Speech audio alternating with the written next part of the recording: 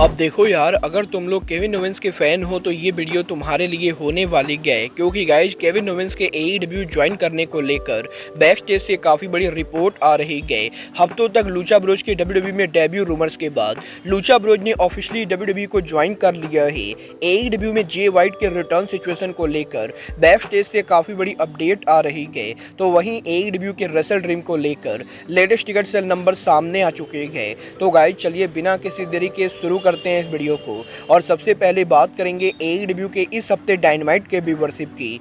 बात करें अगर यहाँ पर एईडब्ल्यू के डायनामाइट के व्यूअरशिप की, तो गाइस ये बात तो आप सभी को याद होगी। लास्ट वीक जब एईडब्ल्यू का डायनामाइट हुआ था तो एईडब्ल्यू के डायनामाइट शो को करीबन यहाँ पर 7,16,000 व्यूअरशिप मिली थी, जो एईडब्ल्यू डायनामाइट की अपर व्यूअरशिप थी। बट गाइस यहीं इस हफ्ते जब एईडब्ल्यू ने उनका डायनामाइट किया तो एईडब्ल्यू के इस हफ्ते डायनामाइट की व्यूअरशिप लास्ट वीक के मुकाबले डाउन जा चुकी है। और इस हफ्ते यहाँ पर एईडब्ल्यू के डायनामाइट को मात्र यहाँ पर 6,87,000 लोगों ने देखा है, जो लास्ट वीक के मुकाबले काफी कम है। और कहना ये बिल्कुल भी गलत नहीं होगा कि एईडब्ल्यू के इस हफ्ते का डायनामाइट शो व्यूअरशिप के मामले में लास्ट वीक के मुकाबले फ्लॉप रहा है। और मजेदार बात तो ये है कि इस हफ्ते डब्ल्यूडब्ल्यूई के एनएक्सटी की व्यूअरशिप एईडब्ल्यू डायनामाइट से मात्र यहाँ पर 10,000 कम थी, जो एईडब्ल्यू के लिए बिल्कुल भी बढ़िया बात नहीं है। बल देखना बहुत ही दिलचस्प होने वाला है कि नेक्स्ट वीक एईडब्ल्यू के डायनामाइट शो को कितनी व्यूअरशिप मिलती है। बट गाइस बात करें अगर यहाँ पर नेक्स्ट वीक के डायनामाइट शो की, तो गाइस यहीं अब एईडब्ल्यू के लेजेंडरी कमेंटेटर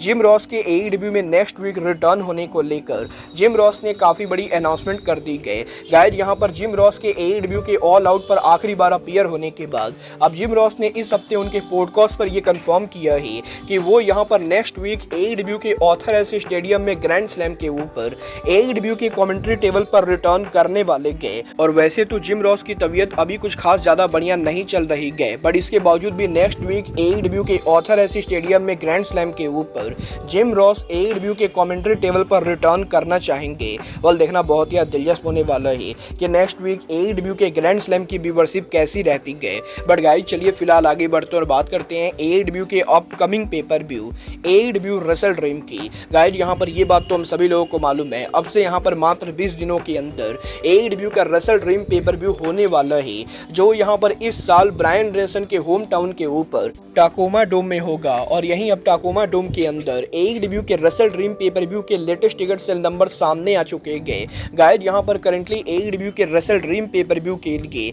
एईडब्ल्यू कंपनी की ओवरऑल कैपेसिटी करीबन 7,375 के बराबर है, जहां पर 7,375 टिकट में से एईडब्ल्यू कंपनी ने करीबन 5,015 टिकट सोल्ड आउट किए हैं। और अब भी यहाँ पर एईडब्ल्यू के रेसल ड्रीम के ऊपर एईडब्ल्यू को करीबन यहाँ पर 2,300 टिकट सोल्ड आउट करना बाकी है, जो कि मेरे हिसाब से एईडब्ल्यू करने वाली है। बट अगर यहाँ पर टाकोमा डोम के अंदर AEW company 7,000 ticket sold out भी कर देती है, तब भी यहाँ पर ये पेपर व्यू टाकोमा डोम के अंदर मेजर फ्लॉप पेपर व्यू माना जाएगा, क्योंकि गाइस टाकोमा डोम की ओवरऑल कैपेसिटी करीबन यहाँ पर 23,000 के बराबर है। और इतने बड़े अरीना में मात्र यहाँ पर 7,000 लोगों के आना, मतलब यहाँ पर अरीना के 70% क्राउड का खाली होना है। और गाइस यहाँ पर पेपर व्यू के ऊपर 70% सीट्स का खाली होना ये कैमराज के ऊपर बिल्कुल भी बढ़िया नहीं लगेगा। वेल गाइस देखना दिलचस्प होने वाला है कि क्या यहाँ पर पेपर व्यू से पहले एईडब्ल्यू कम से कम 10,000 टिकट सोल्ड आउट कर पाती है या नहीं। बट गाइस चलिए फिलहाल आगे बढ़ते और बात करते हैं जे वाइट के एईडब्ल्यू में रिटर्न होने की। वेल गाइस बात करें अगर यहाँ पर जे वाइट की, तो गाइस ये बात तो हम सभी लोगों को मालूम है, जे वाइट लंबे टाइम से एईडब्ल्यू के अंदर हमें देखने को नहीं मिलेंगे। और लास्ट टाइम क्रिश्चियन की वाइट पर अटैक करने के बाद से ही जे वाइट एईडब्ल्यू से गायब चल रहे गए। और अब यहाँ पर इस चीज को लेकर अपडेट आ रही है। एईडब्ल्यू कंपनी काफी पहले जे वाइट को एईडब्ल्यू के टीवी पर वापस लाने वाली थी, बट गाइस जे वाइट के मेडिकली क्लियर ना होने की वजह से एईडब्ल्यू वाइट को टीवी पर नहीं ला रही गए। और ओरिजिनली जहां वाइट ऑल इन पर कसिनो गॉगलेट में रिटर्न करने वाले थे, वहीं जे वाइट का दूसरा रिटर्न एईडब्ल्यू में 3 हफ्ते पहले डायनामाइट पर होने वाला था। बट गाइस यहाँ पर एईडब्ल्यू के मेडिकल टीम के द्वारा जे वाइट के दोबारा चेकअप होने के बाद अब भी यहाँ पर जे वाइट के मेडिकली ना क्लियर होने की वजह से एईडब्ल्यू कंपनी ने जे वाइट के रिटर्न को होल्ड रखा है। और गाइस यहाँ पर अभी किसी को भी नहीं मालूम है कि जे वाइट एग्जैक्टली एईडब्ल्यू के ऊपर उनका रिटर्न कब करेंगे। वेल अब ये तो आने वाला टाइम बताएगा कि जे वाइट एईडब्ल्यू पर उनका रिटर्न कब करेंगे। बट गाइस जहां तक बात रही रिटर्न और डेब्यू करने की, तो गाइस ये बात तो हम सभी लोगों को मालूम है, पिछले 2 महीनों से लूचा ब्रोज के एईडब्ल्यू को लीव करने को लेकर लगातार इंटरनेट पर रूमर चल रही है। फाइटफुल रेसलिंग ऑब्जर्वर सहित काफी सारे सोर्सेज का ये दावा करना है कि लूचा ब्रोज के सितंबर में कॉन्ट्रैक्ट ओवर होने के बाद वो ऑल एलिट रेसलिंग को छोड़कर ऑफिशियली डब्ल्यूडब्ल्यूई को ज्वाइन करेंगे। और गाइज महीनों तक लूचा ब्रोज के डब्ल्यूडब्ल्यूई को ज्वाइन करने के रूमर्स के बाद अब यहां पर ये लगभग ऑफिशियली कंफर्म हो चुका है कि लूचा ब्रोज ने ऑफिशियली यहां पर डब्ल्यूडब्ल्यूई को ज्वाइन कर लिया है।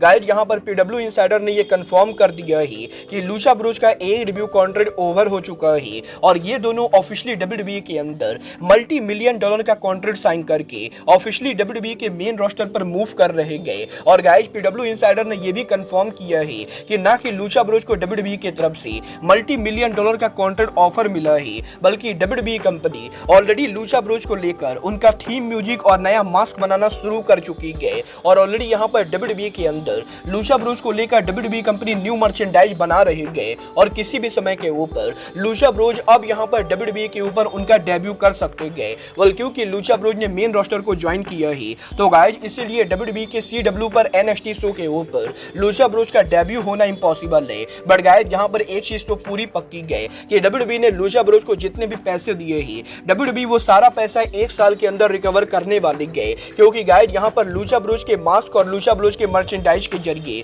डब्ल्यूडब्ल्यूई कंपनी मोटे पैसे बनाएगी। और 5 सालों के अंदर AEW कंपनी ने जो काम नहीं किया वो काम डब्ल्यूडब्ल्यूई कंपनी लूचा ब्रोज के डेब्यू के पहले ही कर रही गए। और जो गलती AEW ने की वो डब्ल्यूडब्ल्यूई नहीं करेगी और डब्ल्यूडब्ल्यूई लूचा ब्रोज के मास्क के जरिए ही काफी सारा मोटा पैसा बनाने वाली गए। वेल देखना काफी दिलचस्प होगा कि लूचा ब्रोज का डब्ल्यूडब्ल्यूई पर ऑफिशियल डेब्यू कब और कैसे होता है। बट गाइज जहां तक बात रही डब्ल्यूडब्ल्यूई की तो गाइज यहां पर AEW वो इकलौती कंपनी नहीं गए जिसके अंदर रेसलर्स के कॉन्ट्रैक्ट 2024 में ओवर हो रहे गए। गाइज यहां पर डब्ल्यूडब्ल्यूई के अंदर भी काफी सारे रेसलर्स के कॉन्ट्रैक्ट 2024 में ओवर हो रहे गए और इनमें से ही एक नाम केविन ओवेंस है।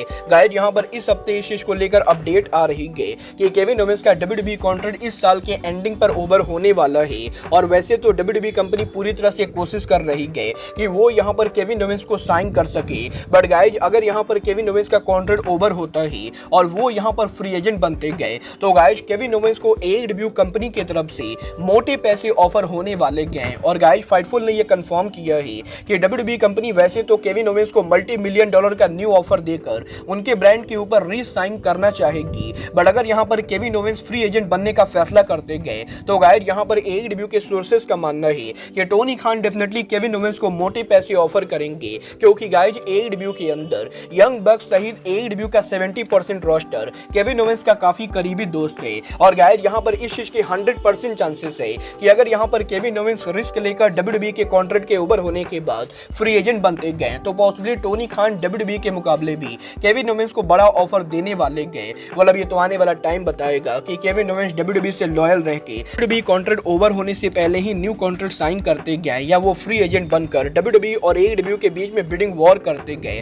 वेल मैं पर्सनली नहीं चाहता हूं कि टोनी खान केविन ओवेंस को AEW में लाए, क्योंकि गाइज यहां पर केविन ओवेंस के आने से ना तो AEW कंपनी को कोई फायदा होने वाला है और ना ही केविन ओवेंस को मल्टी मिलियन देना इस समय AEW कंपनी के लिए बढ़िया होने वाला है। और ऑलरेडी यहां पर AEW का रोस्टर इतना स्टैक्ड है कि उसके अंदर केविन ओवेंस को लाना टोनी खान की एक बड़ी गलती हो सकती है। वेल आपको क्या लगता है, टोनी खान को केविन ओवेंस को लाना चाहिए या नहीं? आप लोग मुझे कमेंट करके बताएंगे। बट गाइज अब आज के इस वीडियो में बस इतना ही।